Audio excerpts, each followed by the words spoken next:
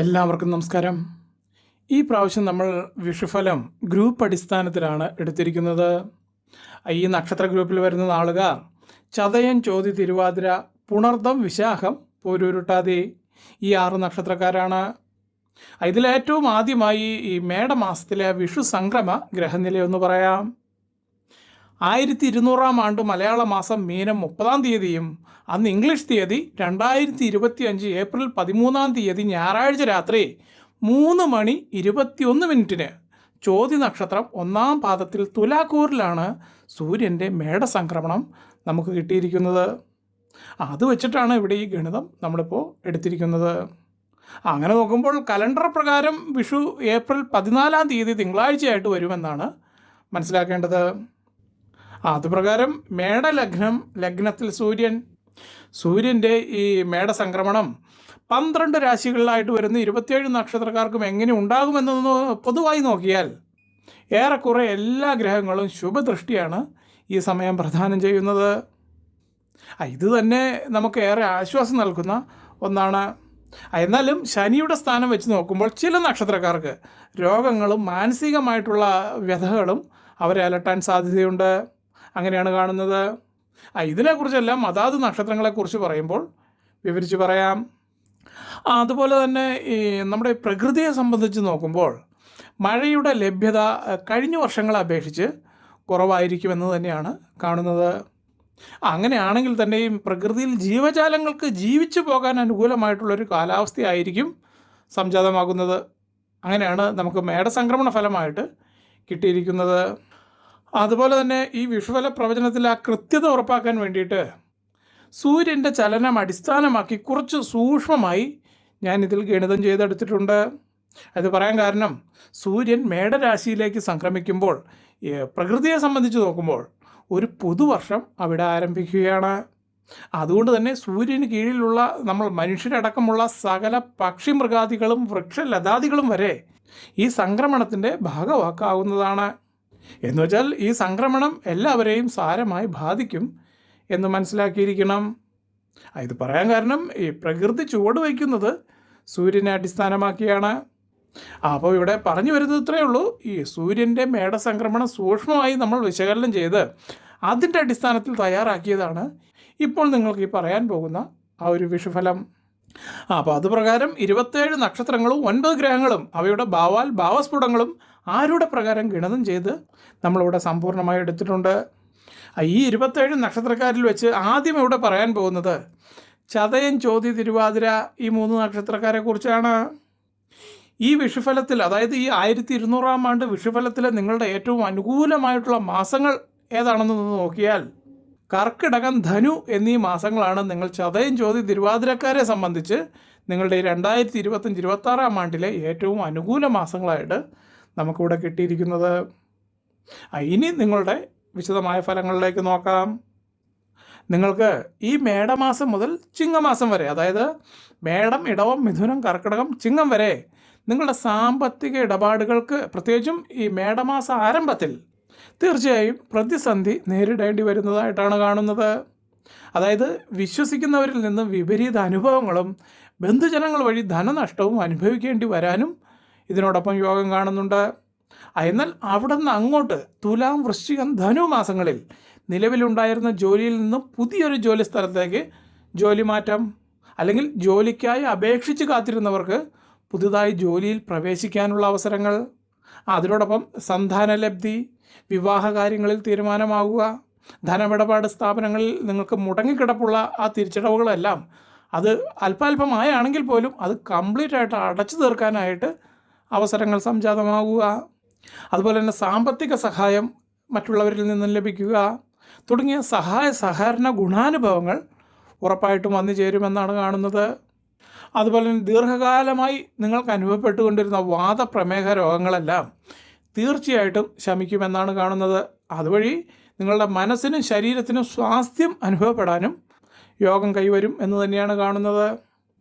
ഇതിൽ ഈ ചെറുകിട ബിസിനസ്സുകൾ ചെയ്യുന്നവർ, പ്രത്യേകിച്ചും ഈ മെഡിക്കൽ ഷോപ്പുകൾ, ഹോട്ടലുകൾ തുടങ്ങിയ വിതരണ മേഖലകളുമായി ബന്ധപ്പെട്ട് പ്രവർത്തിക്കുന്നവർക്ക് ഈ വർഷം പ്രതീക്ഷിച്ചതിലും ഉപരി വരുമാനം അതിൽ നിന്നും ഉണ്ടായിക്കിട്ടുന്നതാണ്. അതുപോലെ തന്നെ നിങ്ങൾ ജോലിക്കായി വിദേശ സഞ്ചാരം നടത്താനും യോഗം കാണുന്നുണ്ട്. ഏറെക്കാലമായി ആഗ്രഹിച്ചിരുന്ന ഗൃഹോപകരണങ്ങൾ നിങ്ങൾ കുടുംബിനികൾക്ക് കൈവശം വന്നു ചേരാനും തീർച്ചയായിട്ടും അവസരങ്ങൾ കൈവരും. അതുപോലെ തന്നെ ഇതിൽ ഈ രാഷ്ട്രീയം, അച്ചടി, കരകൗശല വസ്തുക്കൾ എന്നിവയുമായി ബന്ധപ്പെട്ട തൊഴിലിൽ ഏർപ്പെട്ടിരിക്കുന്നവർക്കെല്ലാം പ്രതീക്ഷിച്ചതിലും ഉപരി നേട്ടങ്ങൾ വന്നണയുന്ന ഒരു സമയമാണ് സംജാതമായിരിക്കുന്നത്. നിങ്ങൾക്ക് 2025 ഡിസംബർ അവസാനം മുതൽ 2026 ജനുവരി ഫെബ്രുവരി മാസങ്ങളിൽ വിദേശ പര്യടനമോ അല്ലെങ്കിൽ അതുപോലെ തന്നെ പുണ്യക്ഷേത്ര സന്ദർശനമോ, ഇനിയിപ്പോൾ അതുമല്ലെങ്കിൽ ബന്ധുക്കളുടെ വിവാഹം, കുട്ടികളുടെ നൂലുകെട്ട് മുതലായ മംഗളകർമ്മങ്ങളിൽ പങ്കെടുക്കാൻ നിങ്ങൾക്ക് ഈ കുടുംബസമേതം യാത്ര ചെയ്യേണ്ടതായിട്ടുള്ള അവസരങ്ങളും സംജാതമാകും എന്നാണ് കാണുന്നത്. എന്നാൽ ഈ വരുന്ന ചിങ്ങം, കന്നി മാസങ്ങളിൽ നിങ്ങൾ ഭക്ഷണ കാര്യങ്ങളിൽ ഉറപ്പായും ശ്രദ്ധിക്കേണ്ടത് വളരെ അത്യാവശ്യമാണ്. അല്ലാത്ത പക്ഷം അജീർണം പോലുള്ള ചില അസ്വസ്ഥതകൾ തീർച്ചയായിട്ടും നിങ്ങൾക്ക് പിടിപെടും എന്ന് തന്നെയാണ് കാണുന്നത്. അതുപോലെ തന്നെ ഈ വരുന്ന ഇടവം, മിഥുനം മാസങ്ങളിൽ എടുത്തു ചാടി തീരുമാനമെടുക്കുകയോ പ്രവർത്തിക്കുകയോ ചെയ്യരുത്. മറ്റൊരു കാര്യം എടുത്തു പറയാനുള്ളത്, നിങ്ങൾക്ക് ഈ അപരിചിതരുമായിട്ടുള്ള നിങ്ങളുടെ ആശയവിനിമയവും അതുപോലെ തന്നെ കൊടുക്കൽ വാങ്ങലുകളുമെല്ലാം അത് പരമാവധി ഒഴിവാക്കാനായിട്ട് പ്രത്യേകം ശ്രദ്ധിക്കണം.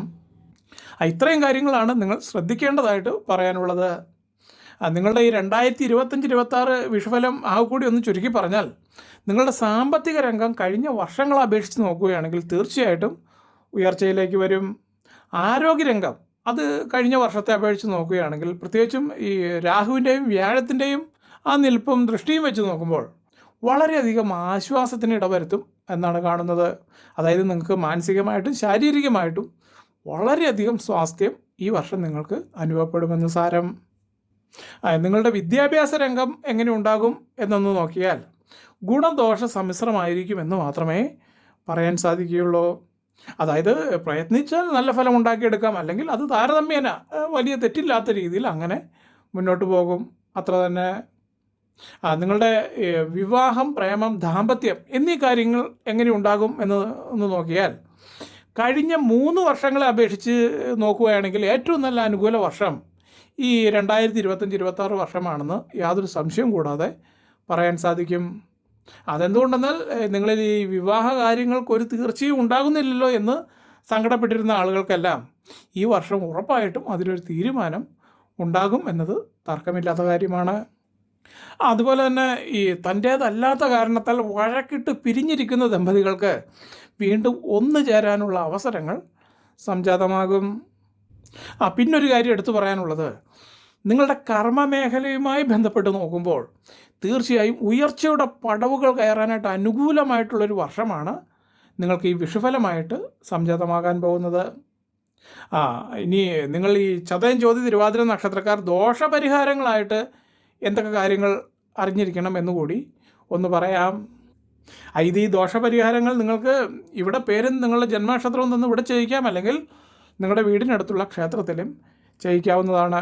എന്നാൽ വിദേശത്തുള്ള ആളുകളോ അല്ലെങ്കിൽ ഈ ഫ്ലാറ്റുകളിലെല്ലാം താമസിക്കുന്ന ആളുകൾക്ക്, പുറത്തേക്ക് പോകാൻ ബുദ്ധിമുട്ടുള്ള ഈ പറഞ്ഞ ആളുകൾക്ക് നിങ്ങൾക്കിവിടെ നിങ്ങളുടെ ജന്മനക്ഷത്രവും പേരും തന്ന് ചെയ്യിപ്പിക്കാവുന്നതാണ്. അപ്പോൾ നിങ്ങൾ ചെയ്യേണ്ടത് ഈ ഭഗവതി ക്ഷേത്ര ദർശനം ആഴ്ചയിൽ ഒരിക്കലെങ്കിലും നടത്തുകയും അതോടൊപ്പം നിങ്ങളുടെ വീടുകളിൽ ഇരുന്നുകൊണ്ട് സഹസ്രനാമ ജപം, ദേവി മഹാത്മ്യം, അതുപോലെ തന്നെ ഈ നവഗ്രഹ സ്തോത്രം ഇവ നിങ്ങൾക്ക് പാരായണം ചെയ്യാനായാൽ തീർച്ചയായിട്ടും ദോഷകാഠിന്യം കുറഞ്ഞു കിട്ടുമെന്നത് തർക്കമില്ലാത്ത കാര്യമാണ്. ഇത്രയുമാണ് ചതയം, ചോതി, തിരുവാതിര നക്ഷത്രക്കാർക്ക് വേണ്ടിയിട്ട് നിങ്ങളുടെ ഈ 2025-26 വിഷുഫലമായിട്ട് പറയാനുള്ളത്. ഇനി അടുത്തതായിട്ട് വരുന്നത് പുണർദം, വിശാഖം, പൂരുരുട്ടാതി നിങ്ങളുടെ ഈ 1200-ാം ആണ്ട് വിഷുഫലമാണ് പറയാൻ പോകുന്നത്. നിങ്ങളുടെ ഈ 2025-26 ആണ്ടിലെ, അതായത് മലയാള വർഷം 1200-ലെ ഏറ്റവും അനുകൂലമായിട്ടുള്ള മാസങ്ങളായിട്ട് നമുക്കിവിടെ ഗണിതപ്രകാരം കിട്ടിയിരിക്കുന്നത് ചിങ്ങം, മകരം എന്നീ മാസങ്ങളാണ്. ഇനി നിങ്ങളുടെ സൂക്ഷ്മ വിഷുഫലങ്ങളിലേക്ക് ഒന്ന് നോക്കാം. ഇതിൽ ജോലി അന്വേഷിച്ച് കഷ്ടപ്പെട്ടിരിക്കുന്നവർക്ക് ഈ വിഷു സംക്രമണം കഴിഞ്ഞ് വർഷത്തിൻ്റെ ആദ്യ പകുതിയിൽ ജോലിയിൽ പ്രവേശിക്കാൻ പറഞ്ഞ് അനുമതി ലെറ്റർ കിട്ടും എന്നാണ് കാണുന്നത്. അതുപോലെ തന്നെ വിദ്യാർത്ഥികൾക്കും അനുകൂല സമയമാണ്.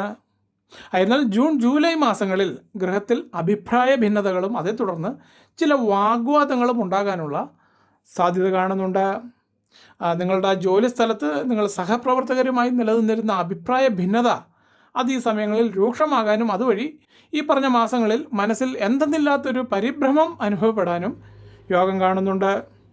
അതിനുശേഷം പിന്നീട് അങ്ങോട്ട് നിങ്ങൾക്ക് തീർച്ചയായിട്ടും അനുകൂല സ്ഥിതികളായിരിക്കും അനുഭവപ്പെടാൻ പോകുന്നത്. പ്രത്യേകിച്ചും ഈ വിവാഹിതരാകാൻ കാത്തിരുന്ന ഈ നക്ഷത്രക്കാർക്ക് വളരെ നല്ല ബന്ധങ്ങൾ വന്നു ചേരാനുള്ള യോഗമുണ്ടായിത്തീരും. അതിനോടൊപ്പം ശയനസുഖവും ധനവും സുഖഭോജനവും വാഹനാദി ലാഭങ്ങളും അനുഭവിക്കാൻ യോഗം കാണുന്നുണ്ട്. നിങ്ങളുടെ സന്താനങ്ങളുടെ ഉയർച്ചയിൽ ആത്മസംതൃപ്തി അനുഭവിക്കും എന്നും വളരെ വ്യക്തമായിട്ട് കാണുന്നുണ്ട്. തുടർന്ന് നിങ്ങളുടെ കുടുംബത്തിൽ സമാധാനം നിലനിൽക്കും. നിങ്ങൾക്ക് പ്രത്യേകിച്ചും ഈ ശനിയുടെ ദൃഷ്ടി പരിഗണിച്ച് നോക്കുമ്പോൾ ജോലിസ്ഥലത്തും സമൂഹത്തിലും പല വിധത്തിലുള്ള കാര്യതടസ്സം ഉണ്ടാകുന്നതാണെങ്കിലും അതിനെല്ലാം അതിജീവിച്ച് മുന്നോട്ട് പോകാനുള്ള ദൈവാധീനം നിങ്ങളിൽ വ്യക്തമായിട്ട് കാണുന്നുണ്ട്. അതുപോലെ തന്നെ നിങ്ങളിൽ ഈ അലർജിയുമായി ബന്ധപ്പെട്ട അസുഖങ്ങളുള്ളവർ അത് വെച്ച് നീട്ടിക്കൊണ്ടു പോകാതെ എത്രയും പെട്ടെന്ന് വൈദ്യസഹായം ചെയ്യേണ്ടത് വളരെ അത്യാവശ്യമാണ്. അത് പറയാൻ കാരണം പിന്നീട് അത് ഈ മരുന്ന് കൊണ്ട് മാറാനാകാത്ത ഒരു സ്റ്റേജിലേക്ക് വരാനുള്ള സാധ്യത ഉണ്ടായിത്തീരും. അതുകൊണ്ട് അസുഖം വെച്ച് നീട്ടാതെ ചികിത്സ എടുക്കണമെന്നാണ് ഈ പറഞ്ഞതിൻ്റെ അർത്ഥം. അതുപോലെ തന്നെ ഉപരിപഠനത്തിൽ ഉന്നതിയും ഉയർന്ന ജോലിയും ഈ വർഷം നിങ്ങൾക്ക് സംജാതമാകുമെന്നാണ് കാണുന്നത്. അങ്ങനെയാണെങ്കിൽ പോലും പ്രത്യേകിച്ച് ഇതിൽ ഈ വിദേശത്തേക്ക് ജോലിക്കും ഉപരിപഠനത്തിനും വേണ്ടിയിട്ട് ശ്രമിക്കുന്നവർ നിങ്ങൾക്ക് കൈനഷ്ടം വരാതെ, അതായത് ധനനഷ്ടം വരാതെ സൂക്ഷിക്കണമെന്നാണ് ഇവിടെ നിങ്ങൾക്ക് എടുത്തു പറയേണ്ടതായിട്ടുള്ള ഒരു മുന്നറിയിപ്പുള്ളൂ. നിങ്ങളുടെ ഈ 2025-26 വിഷുഫലം എങ്ങനെയുണ്ടെന്നൊന്ന് ചുരുക്കി പറഞ്ഞാൽ, സാമ്പത്തിക രംഗം കഴിഞ്ഞ വർഷങ്ങളെ അപേക്ഷിച്ച് നോക്കുകയാണെങ്കിൽ തീർച്ചയായിട്ടും ഉയർച്ചയിലേക്ക് വരുമെന്നാണ് കാണുന്നത്. പ്രത്യേകിച്ചും നിങ്ങൾക്ക് ഈ വർഷ അവസാനം, അതായത് നവംബർ ഡിസംബർ മാസങ്ങളിൽ വളരെയധികം സാമ്പത്തിക ഉന്നതി വ്യക്തമായിട്ട് കാണുന്നുണ്ട്. അതുപോലെ തന്നെ നിങ്ങളുടെ ആരോഗ്യരംഗവും ഈ കഴിഞ്ഞ വർഷങ്ങളെ അപേക്ഷിച്ച് നോക്കുകയാണെങ്കിൽ പ്രത്യേകിച്ചും രാഹുവിൻ്റെയും വ്യാഴത്തിൻ്റെയും നിൽപ്പും ദൃഷ്ടിയും വെച്ചിട്ട് പറയുമ്പോൾ വളരെയധികം ആശ്വാസത്തിന് ഇടവരുത്തുമെന്നാണ് കാണുന്നത്. അതുപോലെ തന്നെ നിങ്ങളുടെ വിദ്യാഭ്യാസ രംഗം അത് എങ്ങനെ ഉണ്ടാകുമെന്ന് നോക്കിയാൽ ഉന്നത പഠനത്തിനുള്ള അവസരങ്ങൾ സംജാതമാകുമെന്നാണ് കാണുന്നത്. അടുത്തത് നിങ്ങളുടെ വിവാഹം, പ്രേമം, ദാമ്പത്യം എന്നീ കാര്യങ്ങൾ എങ്ങനെ ഉണ്ടാകും എന്നൊന്ന് നോക്കിയാൽ കഴിഞ്ഞ 3 വർഷങ്ങളെ അപേക്ഷിച്ച് ഏറ്റവും നല്ല അനുകൂല അവസരം ഈ 2025-26 വർഷം നിങ്ങൾക്ക് നിങ്ങളുടെ ലൈഫിൽ ഇത്രയും നല്ലൊരു വർഷം ഈ പറഞ്ഞ കാര്യങ്ങൾക്ക് അനുകൂലമായിട്ട് ഇനി അങ്ങോട്ട് നോക്കേണ്ട കാര്യമില്ല. പറയാൻ കാരണം അത്രയ്ക്കും യോജിച്ചൊരു വർഷമാണ് ഇപ്പോൾ നിങ്ങൾക്ക് സംജാതമാകാൻ പോകുന്നത്.